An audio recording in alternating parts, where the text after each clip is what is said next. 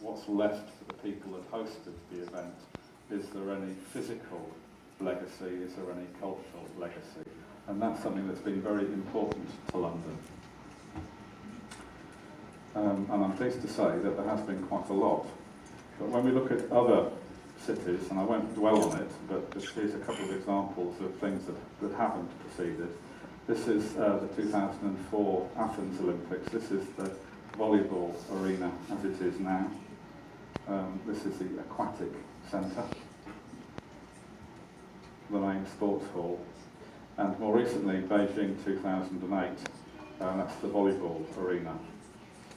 So they were really lessons, I think, to London to make sure that we didn't do the same. Most of the events in the London Olympics occurred in the Queen Elizabeth Olympic Park, and it closed after the Olympics for a lot of reworking, reducing stadium size and the like, and reopened 1 year later, and has become the largest urban park in Europe for 150 years. And creativity and culture are really at the heart of the new park. Here's just some of the images from the first year. And the new initiative, that's more in that postcode area than any other in the UK. So those creative guys that could work remotely from home are choosing to be physically co-located because of this information spillover, because of having people available with expertise when they want to recruit. All those agglomeration things, particularly pertinent to high technology, creative industry. And I'll leave you with one final slide on that subject. I don't know if this is true of your culture here, but this is definitely true in Europe. Here are two restaurants. You're going out to eat, and there is a street full of restaurants, and you have to choose which one to eat in. One is full of people. Every table is taken. The one next door is empty. If you go to the empty restaurant, you can have your pick of table. You can choose whichever table you want.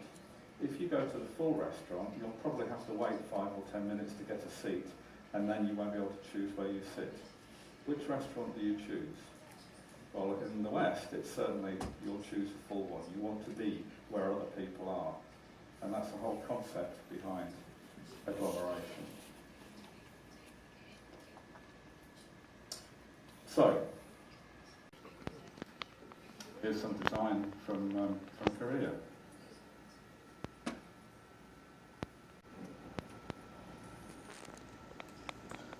That's not from Korea, of course, but in a way it is, because that's the iPhone. It's very, very popular in the world, but it isn't high technology. In fact, the main processor in that phone is made by Samsung, but it's very well designed. I'm delighted to say by a British designer, Jonathan Ive. But the Apple products are beautiful, and people want them, want to own them, not because of the technology inside them, but because of the beauty of the object. Here's another one for you. Electric light. We all have electric light. There's a lot of electric light in this room. You have it in your homes. You can light every room in your home with electricity. Why is it then, in the United States of America, which has electricity and electric lights in every room in the home, that last year they spent $2.4 billion with a B, dollars on candles? It's because people are searching for something else. It's not just function anymore. People are searching for aesthetic values, searching for spirituality, some form of transcendence. What we want in the developed world, where we have material abundance, is now changing. The second one, the low-cost developing nations. Increasingly, nations like China and India are doing the jobs that our developed nations did more cheaply. So the example here is the people that design the chips. Intel is a good example. The chip designer in America gets paid 7 times more than the chip designer in India, but India now has a lot of people who are capable of designing the chip. So increasingly, that work is going to India and China. And Forrester Research estimates that 3.3 million information-age jobs have shifted to low-cost countries like India and China. And of course, that shift continues. And then the last point on that is automation. And I've got one example of the effect of automation on this world. An individual who writes computer code can write about 400 lines of code in a day. There's now a piece of software called Applogenics. It's software that writes software. Applogenics can write 400 lines of computer code in less than 1 second. So automation is very much changing jobs that we are training our children to do. So, businesses realising that the only way to differentiate their goods and services is to make their offering physically beautiful and emotionally compelling.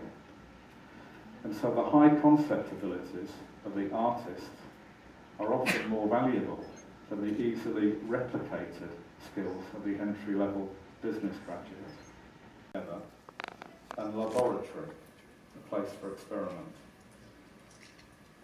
Every year, for 2 weeks, the curriculum stops, and for 2 weeks, our 1,000 students, their teachers, and some experts from outside come together and work together on collaborative projects. Artistic projects, most of them initiated by the students.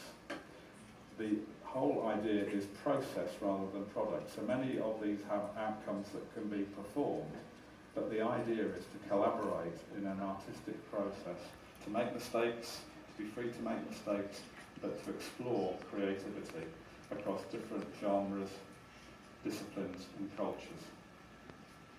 And here's the model that we use for creative learning. Of course, the traditional method of learning is the guru passing down information to the student.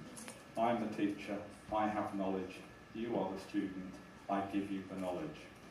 And although this is a useful model for education, for learning craft, and we teach a lot of craft, we teach people to play the violin and the piano to very high standards, it's not a very good model for creative education. In creative education, here's the better model. We put ourselves at the centre and recognise what we can do, what I can do, and on the outer ring of the circle, what I can't do. I know where I am, and I know what I can't do. And then we use the creative process and collaboration with others to fill that middle ground. What I can do with help. We are interacting, helping each other to learn. Now we do need to embrace craft, as I've said. The world's full of people with great ideas, but we need to be able to enact them. So craft is incredibly important, and we work very hard on craft skills, playing the violin technically, learning to dance technically. Creativity we've discussed. The last one is motivation. Now, there are 2 types of motivation. Extrinsic motivation and intrinsic motivation. And most of education is currently built on extrinsic motivation. You work hard at school, but you'll get your reward when you have a good job. So it might not be fun working to do all your homework and work till 11 o'clock at night on your schooling, but in 10 years' time you'll get a good job and get your reward. That is extrinsic motivation. You're being told that you will get a reward, but it's not a lot of fun while you're doing it. Now the other type, intrinsic motivation, is when you yourself are motivated to do it and enjoy doing it at the time. And this is the trick, because success is ultimately about people that are highly motivated for long periods of time. And that's the key, long periods of time. We've seen people like Steve Jobs, people like Mozart, motivated for long periods of time. And the trick is intrinsic motivation. And that brings with it rapid learning and enjoyment. And because we enjoy what we're doing, we seek to do it again and again. Much better for creative learning. There's a behavioural psychologist called Mihai Csikszentmihalyi, and he has coined a phrase called flow. This is his flow diagram. When you're in the flow, this is when you learn maximally fast. Here's the flow channel. You see on the bottom axis we have our skills. This is low skill, this is high skill. On the vertical axis we have challenges. At the bottom you're not challenged a lot, and at the top you're challenged a lot. Now, the perfect place to be is when your skills and your challenges match. If you end up in this area, it's because you've got more skill than challenge, and you end up being bored, and you don't commit to the activity because you're bored with it. If you end up in this area here, the challenge outweighs the skill, and you become very anxious because you can't actually do it very well. And the trick is always to be in this flow channel. Now, my last educational model slide is this one, and this is a crucial process in creative learning. It's a cycle, a simple model for explaining our learning process. And it starts with the act. This is what I do. So you do the act, whatever it is. You observe what you've done. You gather the evidence of what you've done and information about what you've done. Then you come away from it and you reflect on what you've done and how well you've achieved and what went right and what went wrong. You reflect on that practice, and then as a result of that reflection, you plan the next act.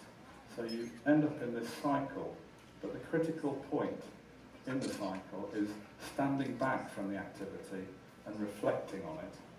And as a result of that reflection, doing it better next time. That's the basis of our collab, which has fantastic results. Now, I'm just going to give you, this is the last thing I'll show you. One of our students last year in collab, he's a jazz musician, Elliot Galvin is his name. He's just won an award, the European Young Jazz Artist of the Year. He's a very gifted jazz artist. But he and his colleagues in collab last year spent 2 or 3 days making a 15-second, it's only 15 seconds, video, which is rather different from what he normally does, but it was a chance for them to experiment. So here's the 15 seconds from Elliot Galvin and his trio.